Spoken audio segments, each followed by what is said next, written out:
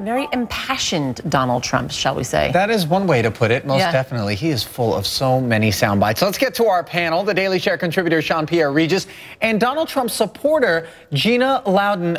Jean-Pierre, is it just us, or is this man incredibly cavalier in his response to these questions? Oh, my God. I mean, he speaks in headlines, which I think has really been helping him. I mean, if you think about it, we're sort of in the social media world where you just read 5 words and you think you know what the story is.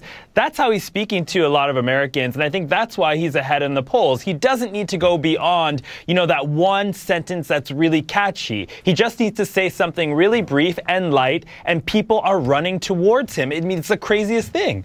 It really is. His numbers keep going up and up and up. Gina, you are one of Trump's supporters, and he said he would have made a much better deal in that interview with Chris Cuomo with Iran because the allies involved in the process of making that deal would respect him as president. But I want to take a listen to Dr. Judy Ho, who was on Dr. Drew last night. She has a theory as to why Trump thinks this way. Let's take a listen, and then we'll talk about it afterwards.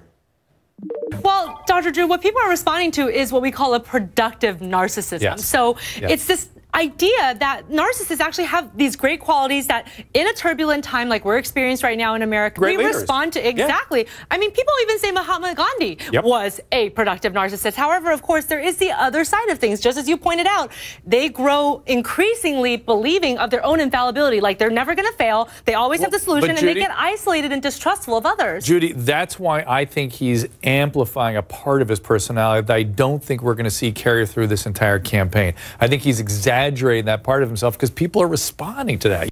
Productive narcissists who believe in their own infallibility. Gina, your response?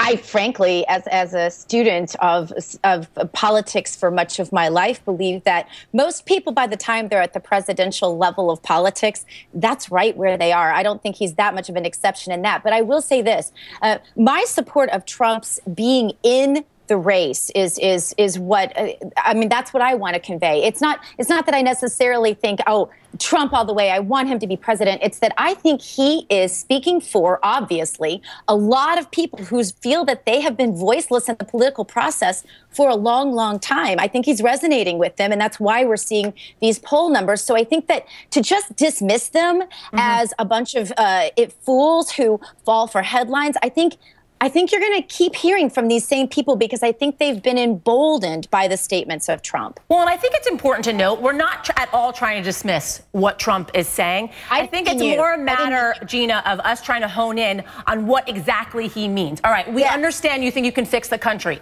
How are you going to fix the country? That's really the question. Yeah, and like Jean-Pierre mentioned, he speaks in headlines. It is important to note that there is 2 sides to his camp, right? There are those people who are just all Trump, pro-Trump. There are those who just appreciate that he is being disruptive and he is not having the same sort of voice as the rest of the politicians. Let's turn to the equal pay debate. Jean-Pierre, or I'm sorry, Gina, when he was posed this question about equal pay for women, he said that he would have to research it because it's complicated. But really, is it something that's so complicated?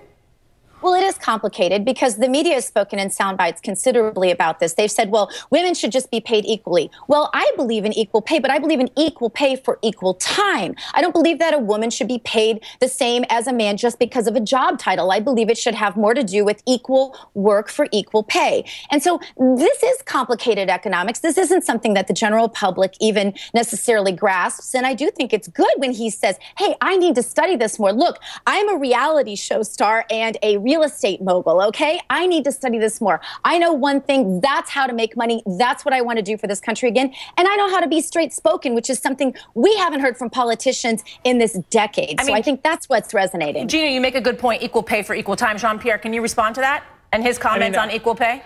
Yeah, absolutely. I mean, and I think that I don't think it's complicated in that there are quite a few women, and this is fact, that are equally as talented as their male counterparts and do hold the same title, and they're still not getting paid as much. Where I think Trump made a really good point was that it is about the talent, right? Like, if somebody is more talented, they do deserve, regardless if they're a man or a woman, to likely be paid more. But the fact is, there isn't much research that he needs to do. The fact is that there are a lot of women who are more talented than their male counterparts and are still not getting paid the same amount of money, and that needs to change. Yeah, Gina Loudon, Jean-Pierre Regis, thank you so much for sharing your opinions. Thanks. And Jean-Pierre,